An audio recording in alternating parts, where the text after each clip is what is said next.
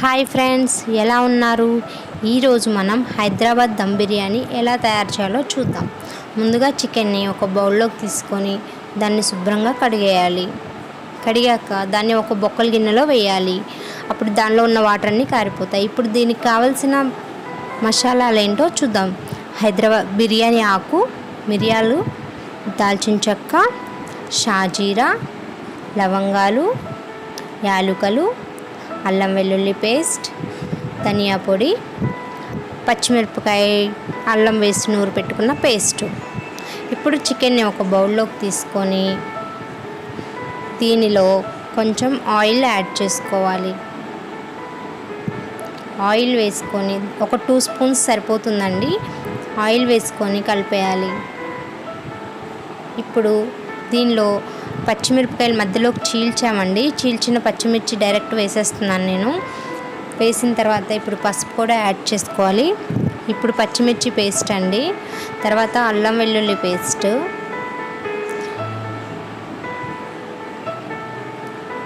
గరం మసాలాకు సంబంధించినవన్నీ వేసేసుకున్నానండి. ఇందాక చూపించాను కదా అవి.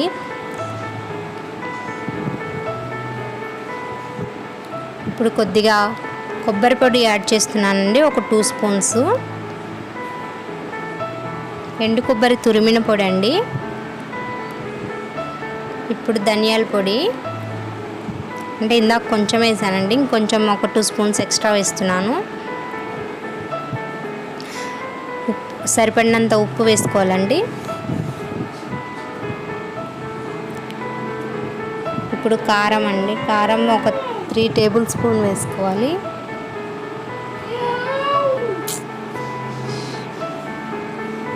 ఇప్పుడు పుదీనా, కొత్తిమీర యాడ్ చేస్తున్నాను.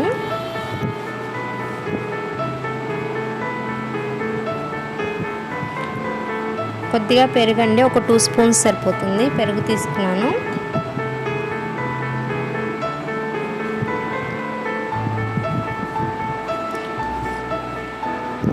ఇప్పుడు కొద్దిగా నిమ్మరసం యాడ్ చేస్తున్నానండి. చికెన్ దమ్ బిర్యానీ అంటే నిమ్మరసం కంపల్సరీ అండి. ఇప్పుడు ఇవి ఇంగ్రీడియంట్స్ అన్నీ వేసి కలిపేస్తున్నానండి. నీట్గా అన్ని పీసెస్కి పట్టేలాగా కలిపేయాలి.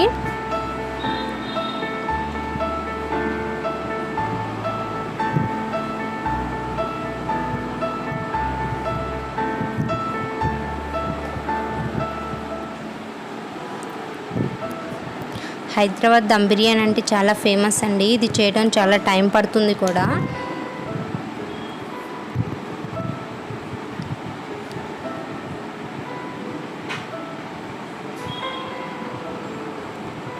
చూడండి, ఇప్పుడు పీసెస్ అన్నిటికీ మనం వేసుకున్న ఇంగ్రీడియంట్స్ అన్నీ కలిపేసానండి.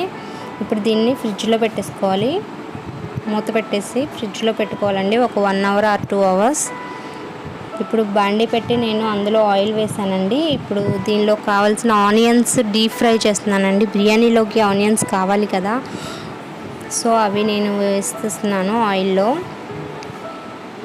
ఇవి చాలా టైం పడుతుందండి. సిమ్లో పెట్టేసి గోల్డెన్ కలర్ వచ్చే వరకు వేయించుకోవాలి.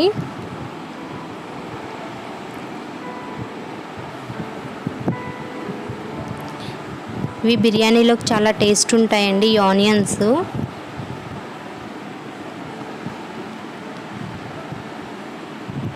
ఈ సిమ్లో పెట్టి నీట్గా వేయించుకోవాలండి, లేదంటే హైలో పెడితే పైన వేగిపోతాయి. అవి టేస్ట్ బాగుండవు, కరకరలా అనిపించవు. సో సిమ్లో పెట్టేసి నీట్గా వేయించుకోవాలి. చూడండి, వేగిపోయాయి, గోల్డెన్ కలర్లోకి వచ్చాయి. ఇప్పుడు ఇవి తీసి సపరేట్గా ఒక ప్లేట్లో పెట్టుకోవాలండి.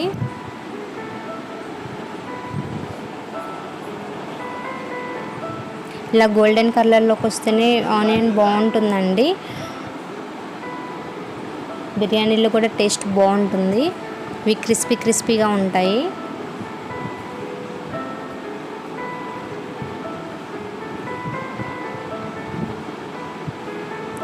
ఆయిల్ అంతా వడకట్టాక ఇప్పుడు ఇలా ప్లేట్లో పల్చగా పరుచుకోవాలండి. ఈ ఆనియన్ని పల్చగా పరుచుకొని ఆరబెట్టాలి.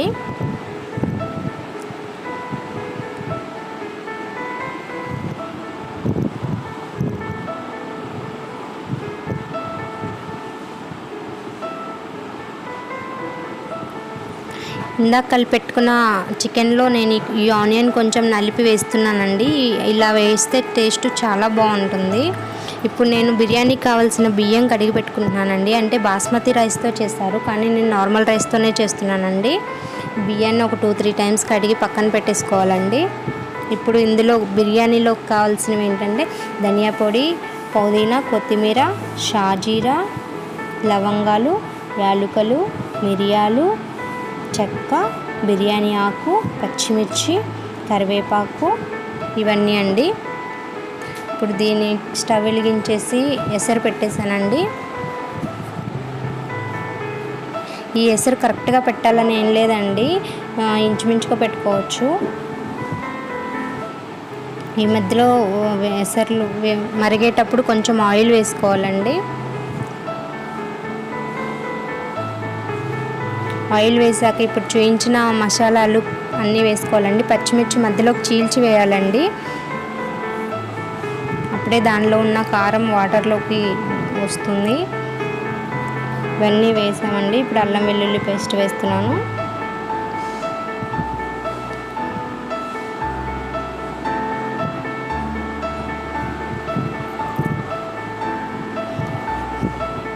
గరం మసాలాలన్నీ వేసేసానండి.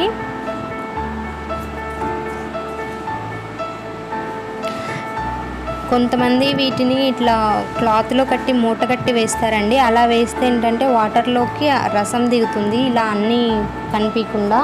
అలా అయినా బాగుంటుంది, ఇలా కూడా బాగుంటుందండి, ఎలా అయినా చేసుకోవచ్చు. ఇప్పుడు కొంచెం పుదీనా యాడ్ చేశానండి.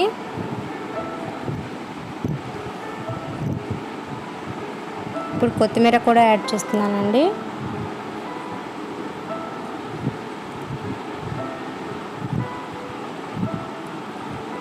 సరిపడినంత ఉప్పు వేసుకోవాలండి. నేను అన్నిటికీ అంటే రాళ్ళ ఉప్పే వాడుతున్నానండి, ఎందుకంటే ఇవి వాటర్లో కరిగిపోతుంది కాబట్టి నేను అదే వేస్తున్నాను.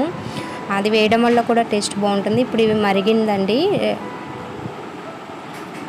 మనం పెట్టుకున్న ఎసరు మరిగింది. సో తిప్పేసుకొని అది బాగా మరగనివ్వాలండి, అప్పుడే ఆ మసాలాలన్నీ వాటర్లోకి ఇంకుతాయి.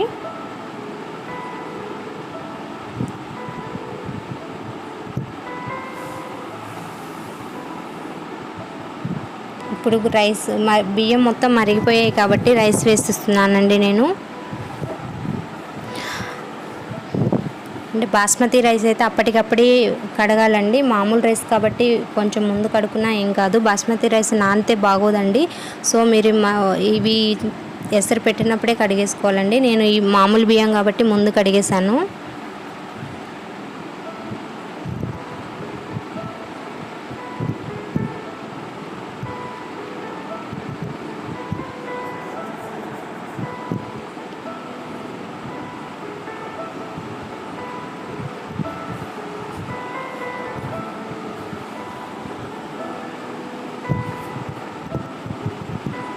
ఇలా బియ్యం మొత్తం వేసేసానండి.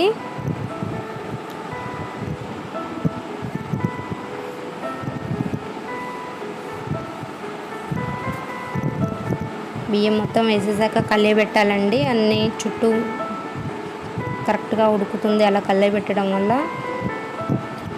ఇది ఇలా వేసాక చూసుకుంటూ ఉండాలండి, మూత పెట్టేసి. రైస్ మొత్తం ఉడకొద్దండి, అంటే మధ్యస్థంగా ఉడకాలి. మొత్తం ఉడికితే మళ్ళీ మనం దమ్ చేస్తాం కాబట్టి అన్నం మెత్తగా అయిపోతుందండి. సో మనం బియ్యం వేసిన దగ్గర నుంచి తిప్పుతూ చూస్తూ ఉండాలండి ఉడికిందా లేదా అనేది. ఇక్కడే ఉంటుందండి బిర్యానీ చేసే ఇదంతా. సో మనం జాగ్రత్తగా చూసుకుంటూ ఉండాలి. చూడండి, తిప్పుకుంటూ చూసుకుంటూ ఉండాలి. అన్నం మెత్తగా అవ్వకూడదు అస్సలు. అన్నం మెత్తగా అయితే బిర్యానీ కూడా మెత్తగా అయిపోతుందండి, అప్పుడు టేస్ట్ బాగుండదు అస్సలకి. ఇలా చూసుకుంటూ కలియబెడుతూ ఉండాలి. చూడండి, రైస్ ఉడుకుతూ ఉంది. చాలా జాగ్రత్తగా చూసుకోవాలండి రైస్ ఉడికింది లేనిది. మధ్యస్థంగానే ఉడకాలండి, మరీ మెత్తగా ఉడకకూడదు రైస్.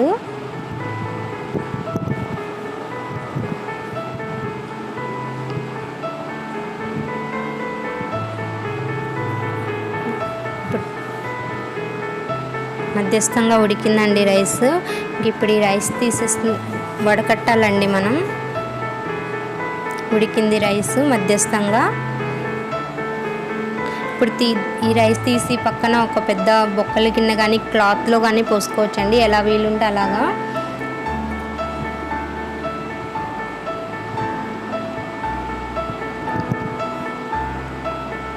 చూడండి రైస్ రెడీ అయిపోయింది. నేను తీసేస్తున్నాను. నేను పక్కన బొక్కల గిన్నె పెట్టానండి, దానిలో వేసేస్తున్నాను. అలా వేయడం వల్ల అందులో ఉన్న వాటర్ అంతా కిందకి దిగిపోతుంది.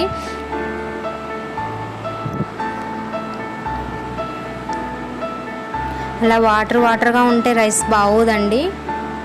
ఈ రైస్ అంటే ఇలా ఇంకా బాస్మతి రైస్ ఇంకా జాగ్రత్తగా చూసుకోవాలండి.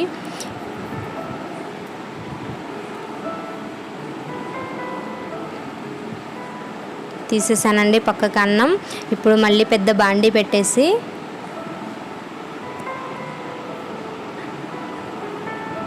ఇందాక ఫ్రిడ్జ్లో పెట్టిన చికెన్ తీసానండి బయటికి. బాండీ పెట్టేసి అందులో ఆయిల్ వేసుకున్నానండి. అంటే ఈ ఆయిల్ ఇట్లా స్టవ్ మీద కాకుండా మీరు స్టవ్ వెలిగించకుండా కూడా ముందు ఆయిల్ వేసేసి పీసెస్ అన్నీ కూడా పెట్టుకోవచ్చండి. ఇలా అయినా పెట్టుకోవచ్చు. ఆయిల్ వేడెక్కిందండి. ఇప్పుడు నేను ఇందాక ఫ్రిడ్జ్ నుంచి తీసిన పీసెస్ అన్నీ వేసేస్తున్నాను. ఇలా కాకుండా మామూలుగా బాండీ ముందు పెట్టేసుకొని ఆయిల్ వేసేసి పీసెస్ అన్నీ పెట్టేసుకొని దాని మీద రైస్ వేసేసుకొని అట్లా మొత్తం పెట్టేసినాక స్టవ్ మీద కూడా పెట్టుకోవచ్చండి. ఇలా అయినా పెట్టుకోవచ్చు. కొంచెం ఇలా వేగితే ఏంటంటే అండి పచ్చివాసన పోతుంది, టేస్ట్ బాగుంటుంది.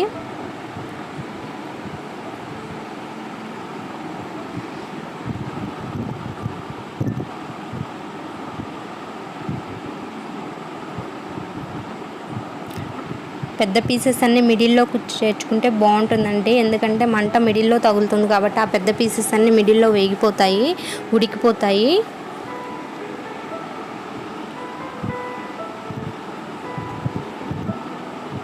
నేను కొన్ని వాటర్ యాడ్ చేశానండి.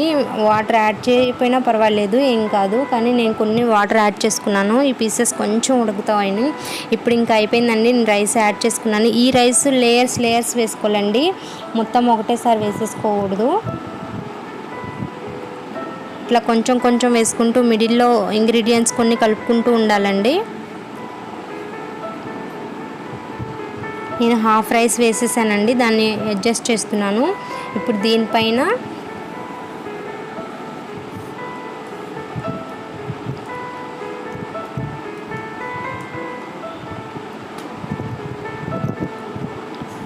ఇప్పుడు కొంచెం కొత్తిమీర పుదీనా యాడ్ చేసుకుందామండి.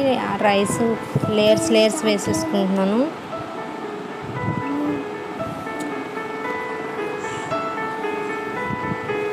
ఇలా లేయర్స్ వేసాక అన్నం మొత్తం ఫ్లాట్గా అడ్జస్ట్ చేసుకోవాలండి. ఎత్తు పల్లాలు ఉండకూడదు, ఫ్లాట్గా అడ్జస్ట్ చేసుకోవాలి.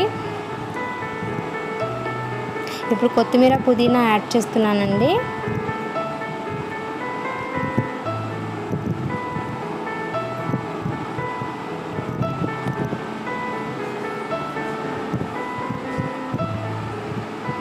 కొంచెం గరం మసాలా అండి అన్నం మీద వేసేసుకుంటున్నాను. ఇప్పుడు ఫుడ్ కలర్ అండి, నేను పాలల్లో కలిపి పెట్టేసుకున్నాను ఫుడ్ కలరు, అది కూడా మిడిల్లో యాడ్ చేస్తున్నాను.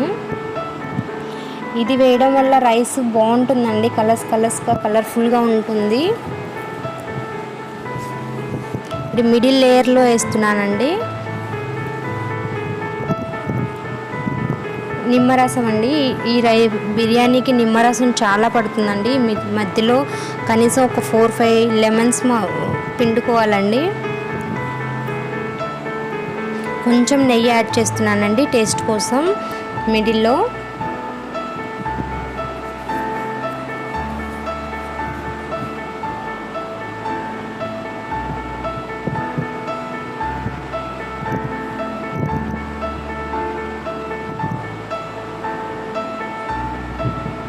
ఇలా లేయర్స్ పెట్టుకోవడం వల్ల మధ్యలో అంటే మనం మిడిల్లో మధ్యస్థంగానే ఉడికించాం కదండి రైస్, మధ్యలో ఇవన్నీ వేయడం వల్ల టేస్ట్ బాగుంటుందండి. ఇప్పుడు పైన ఇంకో లేయర్ వేస్తున్నాను రైస్ నేను.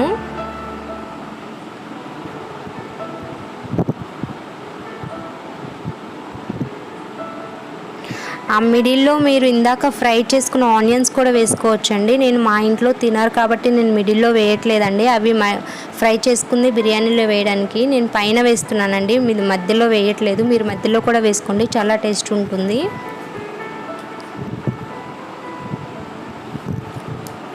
సెకండ్ లేయర్ కూడా వేసేసానండి నేను. ఇప్పుడు దీనిపైన మళ్ళీ పుదీనా కొత్తిమీర యాడ్ చేస్తున్నాను.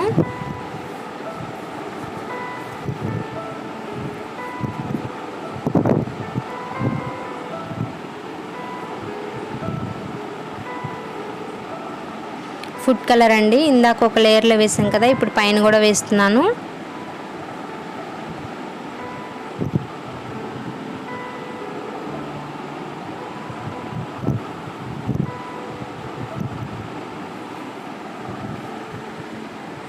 నెయ్యి పైన కూడా యాడ్ చేస్తున్నానండి. ఇలా నెయ్యి వేయడం వల్ల రైస్ చాలా టేస్టీగా ఉంటుంది. బిర్యానీలో కంపల్సరీ నెయ్యి వాడతారండి.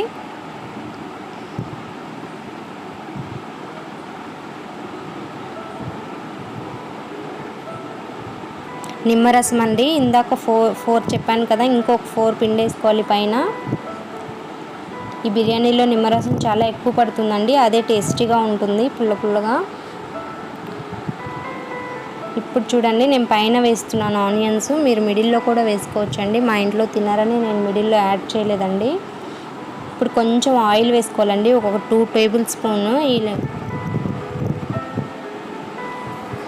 ఇప్పుడు మూత పెట్టేసానండి. రెడీ అయిపోయింది బిర్యానీ. మొత్తం ఇంగ్రీడియంట్స్ అన్నీ వేసేసాము. ఇప్పుడు దీనిపైన చాలా అంటే ఒక వేస్ట్గా ఉన్న పెంకు కానీ పెనం కానీ ఇట్లా పెట్టుకోవాలండి. డైరెక్ట్ మంట తగిలితే అది అడుగంటి మాడిపోతుంది. ఇప్పుడు గరం మసాలా కూడా పైన యాడ్ చేస్తున్నానండి. సో ఇప్పుడు ఇలా పెనం పెట్టుకొని దాని మీద ఈ బాండీ పెట్టుకోవాలండి.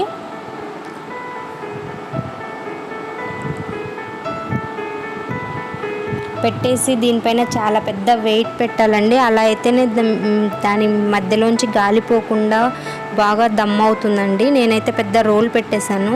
మీరు మీ బౌల్కి తగ్గినంత ఇది పెట్టుకోండి వెయిట్. చూడండి బిర్యానీ రెడీ అయిపోయింది లేదా చూస్తున్నాను నేను. రెడీ అయిపోయిందండి బిర్యానీ. చూడండి ఇంత టేస్టీ బిర్యానీ, హైదరాబాద్ దమ్ బిర్యానీ రెడీ అయిపోయిందండి. Thank you.